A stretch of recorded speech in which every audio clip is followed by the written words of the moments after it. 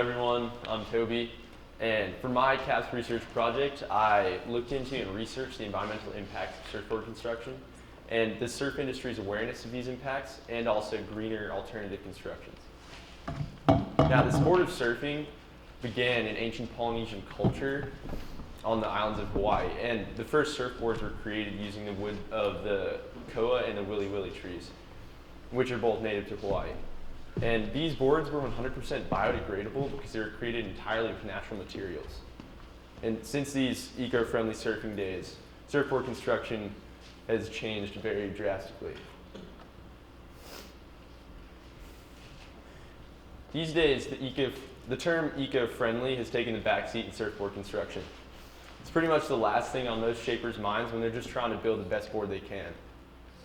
Most boards on the market today are created using the same or very similar materials, which are a foam core of polyurethane foam, this is a polyurethane blank right here, and then either that or expanded polystyrene, which is just a different type of foam, a different density.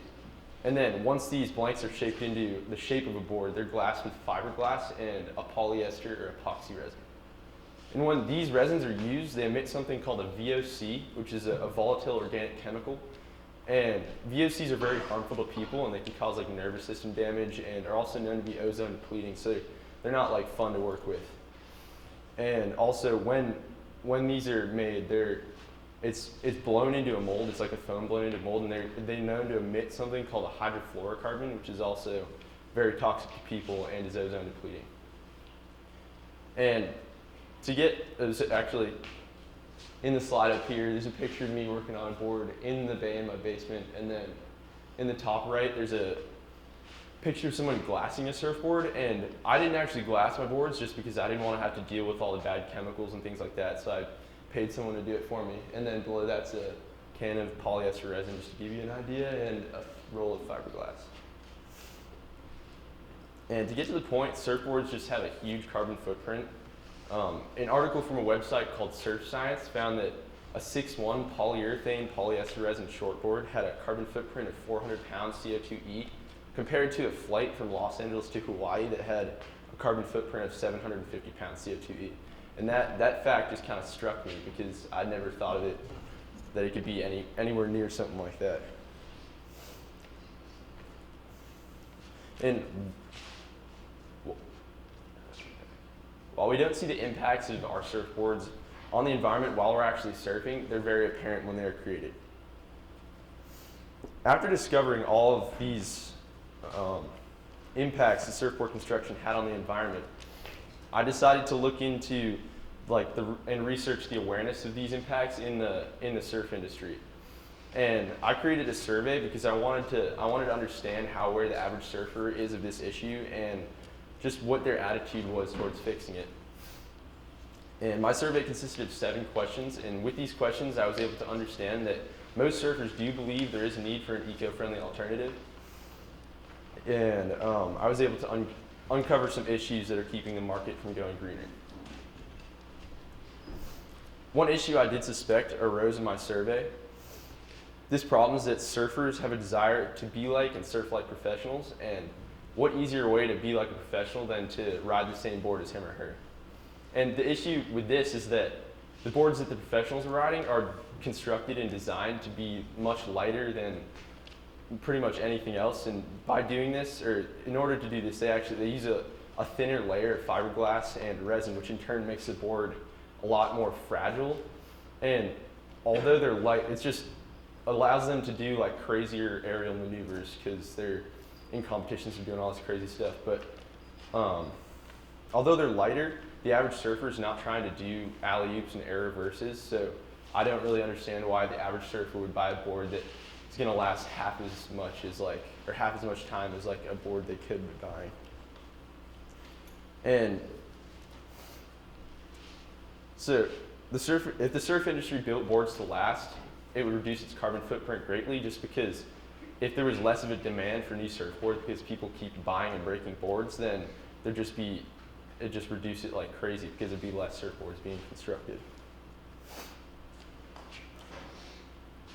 So for my build project, I decided to create and shape like the most sustainable boards that I could. And So I built the shaping bay in my basement here in Newton, and after I built that shaping bay, which I could work in and construct these boards in, I shaped a short board with high quality polyurethane foam and had it glassed with, I had it glassed much thicker than most other boards in the market, just so it's stronger, it'll last longer, and it's more durable. And that's actually this board right here. And up on the slide on the right, that's this board while I was shaping it, and then on the left, that's it after it came back from the glasser and finished, just like here. And I was also blessed with the opportunity to shape a hollow wooden surfboard with grain surfboards, which is it's an eco-friendly surfboard construction company out of York, Maine.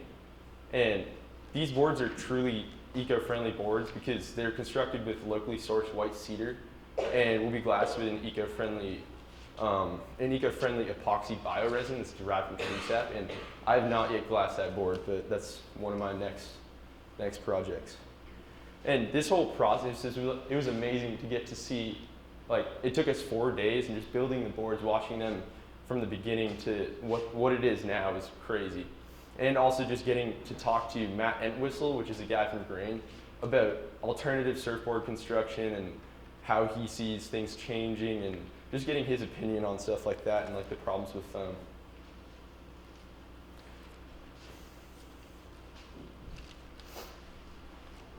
So during the evolution of surfboard construction, it's become very like detrimental to the environment. Yet surfing's supposed to be this sport that's like in tune and connected with nature.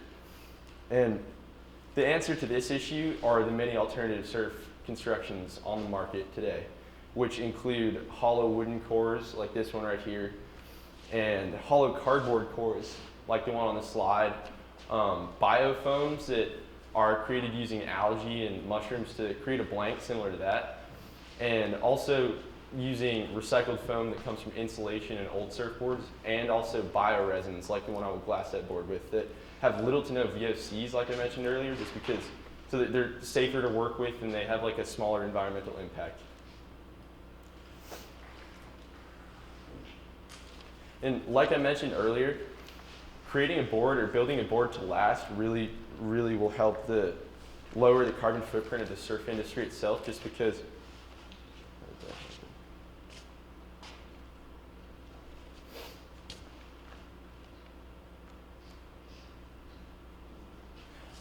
it'll reduce the overall, like, the demand for new ones if a board lasts longer.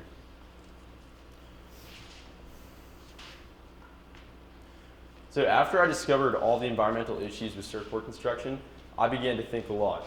I kind of became angry at myself because I do consider myself an environmentally conscious person, yet I've been buying and breaking surfboards for years. And I was taken back because my very passion was having a large negative impact on the environment while I didn't even know it. The consumer-driven world that we live in allowed me to surf for years without even knowing the impacts my boards were having, just like many other things. The whole situation caused me to think with a bigger mindset about the public's awareness of things they're buying in general, just because our consumer world makes it so easy to buy without thinking about where all that single-use plastic and plastic packaging is going. The reality of things is, it's not just surfboards. Everything that you do and buy has an impact on the environment. We've made it so easy to just use plastic and not think about the long-term impacts of it because it's cheap. Plastic lasts thousands of years, and most of the time we only use it once. Single-use plastics such as plastic water bottles, grocery bags, packaging, lunch trays like the ones we have in our cafeteria, cups and straws are filling up the natural world as we know it. They're disposable, or called disposable, but where and how? To be burned in a landfill or end up in the ocean because only 6.5% of our plastic output gets recycled. This issue is no joke, and it will come back to bite us in the butt. My family has grown up around the ocean. My earliest memories are fishing and surfing, wakeboarding, and doing many other water sports that have to do with the water. And this issue causes me to feel obligated to make the biggest difference that I can, because I want people in the future to be able to enjoy the things the ocean has to offer the same way I've grown up.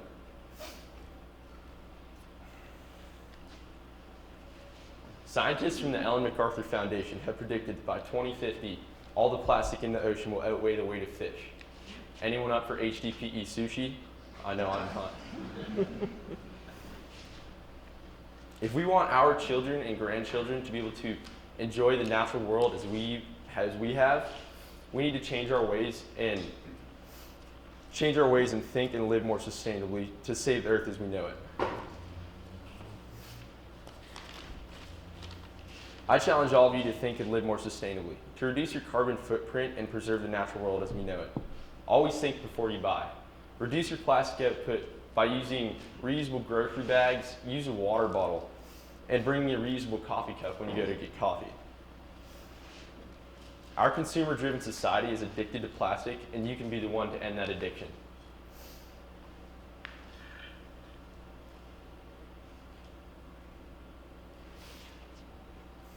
All these small actions you can do with little effort can have an impact. Don't succumb to the ease of plastic. It's not the right thing to do. Do you want your kids to see bags and plastic jugs while swimming in the ocean, or do you want them to see a whale shark and all the beautiful colors of a coral reef? And yes, to all the surfers in the room, buy an eco board and advocate for eco-friendly construction methods to keep surfing the way it should be, in tune with the environment. The only way to change this nightmare of our future that scientists have prophesized is through education. It's the one thing that can change a person's mind before buying a case of waters to rather buying a single water bottle and reusing it 50 times. Pass this knowledge on and affect change. This fault in our society that's causing us to destroy our world can be fixed. We can be the eco-minded generation and turn it around. Thank you.